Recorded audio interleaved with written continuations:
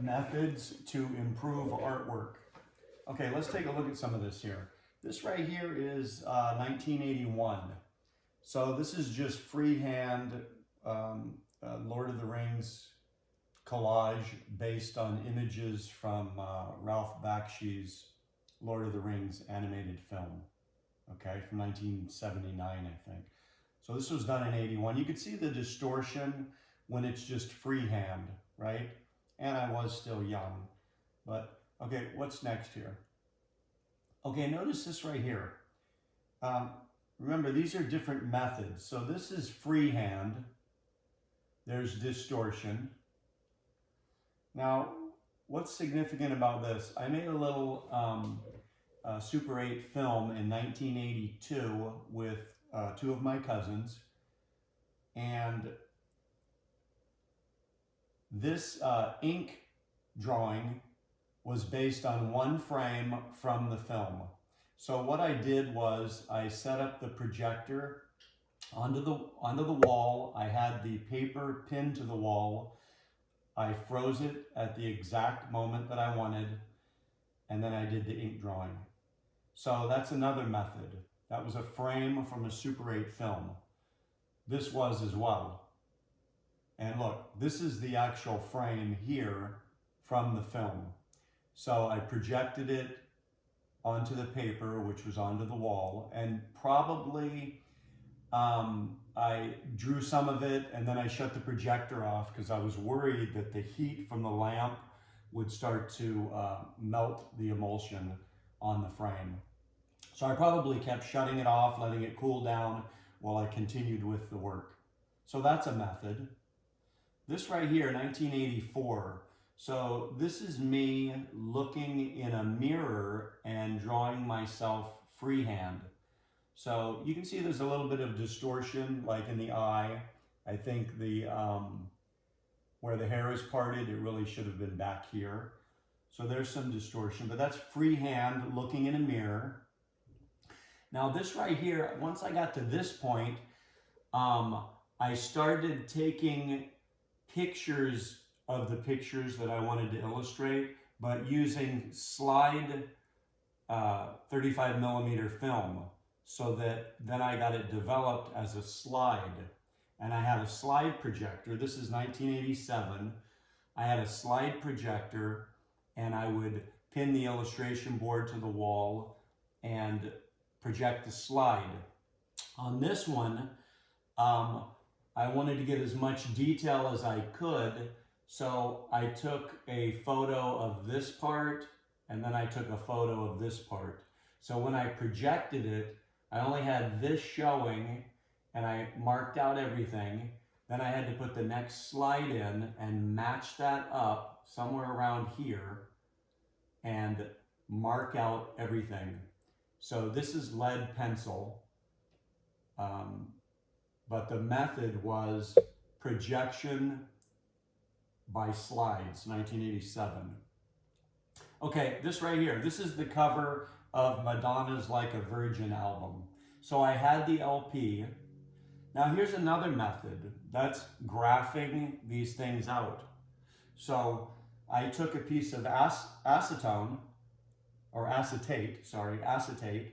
and I taped it to the cover. I took a crow quill and ink and marked out all of my graph lines. Did the same thing with a pencil on a very large piece of illustration board, and then went about the tedious process of matching up every single box with what was over in this box, okay? Then after it was all marked out, this is a lead pencil, 1987. So that's another method, graphing it out. So is that any different than projection? Only in that it takes longer. Okay, this right here is a self-portrait this is freehand looking into a mirror, but the distortion here, this is 1990. So whereas it looked good while I was drawing it, everything's more elongated. I was probably 21 or something, 1990, 24. my aunt said, "You look 35." So that's why this is titled Self-Portrait 35. I look older than I actually am because it was freehand and there's distortion. That's colored pencil on a gray mat board.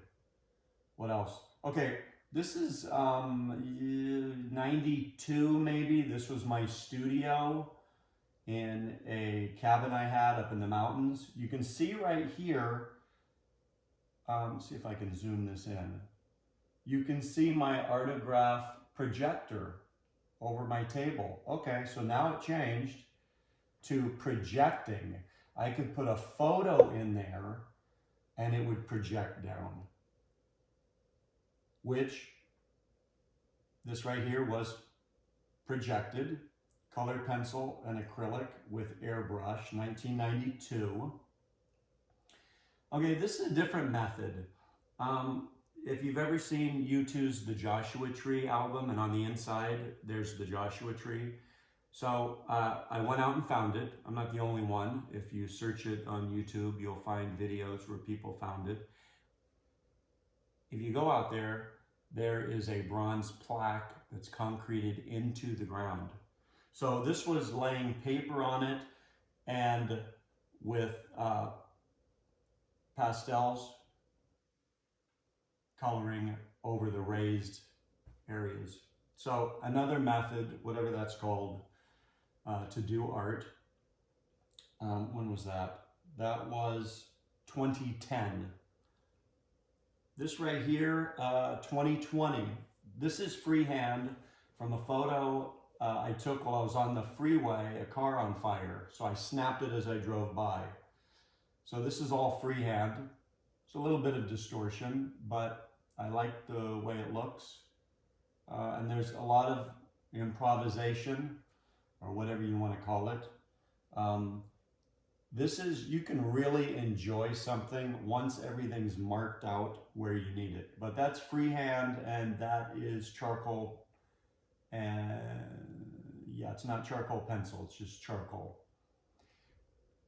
2020. Here's another method. Just create something out of your head and paint it with no photo reference or real reference whatsoever. That's what this is. Okay, this is acrylic with colored pencil, 2020. Okay, this is projected with my projector. This is 2022. This is called Asia. So this is just one colored pencil on illustration board. So I'm going to show my projector that was used here. So I have, what I have now is it's not an art projector. It is a movie projector, I guess, that you project your DVDs onto a huge screen. So I have that on the ceiling, and I can plug it into my computer now, and I can get whatever image I want coming through the projector from the computer. So before, with the Artograph, I had to actually have photos that couldn't be any bigger than this. And I would put them, you would drop it, there was a mirror there, and the place where you put the picture was some magnets. And you'd put magnets on the side, close it, projects from the lamp and the mirror. But you couldn't have anything larger than this. But now, this method of projection, I can manipulate it any way I want on the computer, and it'll project it exactly the way I want it. So let me show you what my projector on the ceiling looks like.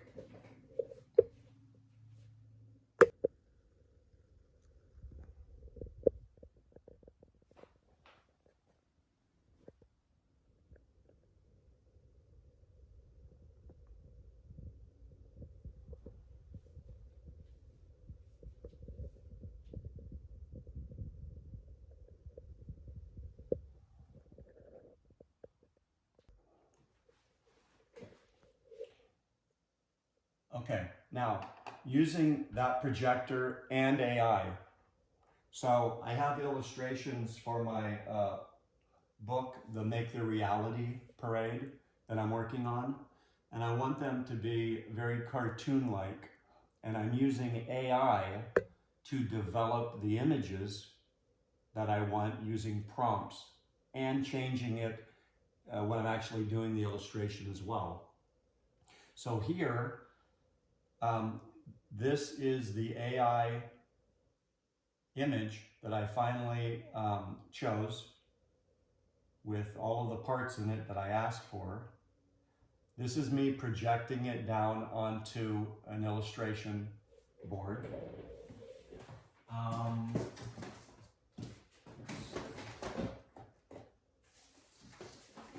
And here is the final painting from this projection, okay? So that's another method, okay? So now moving into AI, okay? How can AI be used? Okay, so it's how can you manipulate a computer to do what you're asking it to and use that in the art process as a method. Okay, so that's the last image. So next, we want to go here. Now, I went to midjourney.com. So it's an AI image generator. So I have what I'm working on right now, okay, which is Eagle's Peak. Okay, not too long, I'll be done with this. But I thought, well, what if I used AI to see how could this be improved with striking color and contrast, something that would make the viewer stop in his tracks. How could I improve this using a method of asking AI to improve it? Well, I went to Midjourney. Look, here's the prompt. Take this artwork image and make it into the most appealing color palette possible and create a stunning contrast that stops the viewer in his tracks. This is what it gave me. Not a very good response, is it? There's 4 I got back for that prompt. Okay, I don't want the image to be changed. I just want to enhance it visually to make it better, to improve it. How can I use this method here? So I put another prompt in. I guess that's the 4th one. Yeah, that's the 4th one. I mean, look at this. This isn't what I'm asking for. So I changed the prompt to make it more simple. Reimagine better color and contrast of this image. Okay, well, it's changing the image, which is not what I want. So, and I don't even think that the colors and contrast are very good. Look at this.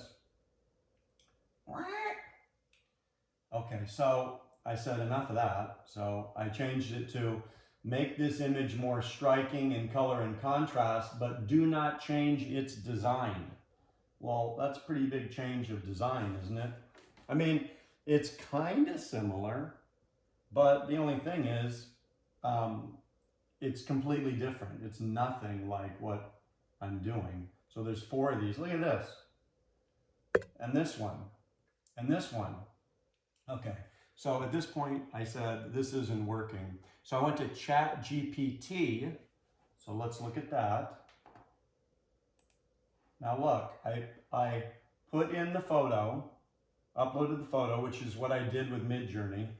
And just very simply, improve the color and contrast of this artwork, and bam.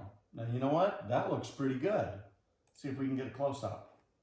So that is definitely an improvement when it comes to color and contrast. So I can use this as a reference guide to help me improve that using AI as a method.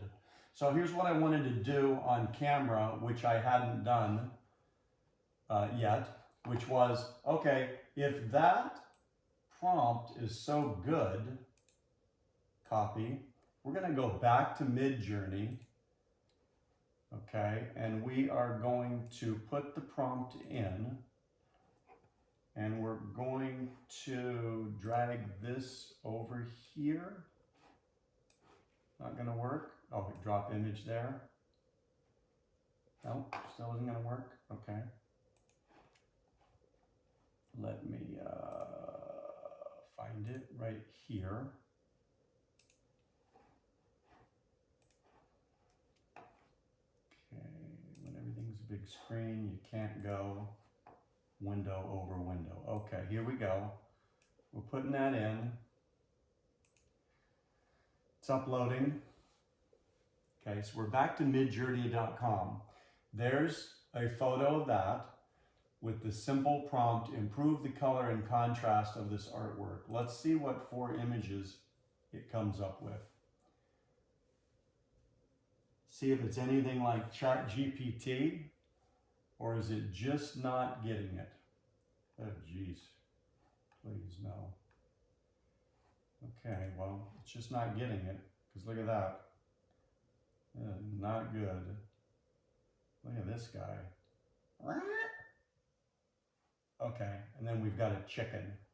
So, look, ChatGPT did what I asked it to, and it definitely, for this method, was better than Midjourney. And Midjourney is at the top of the AI game when it comes to image generation.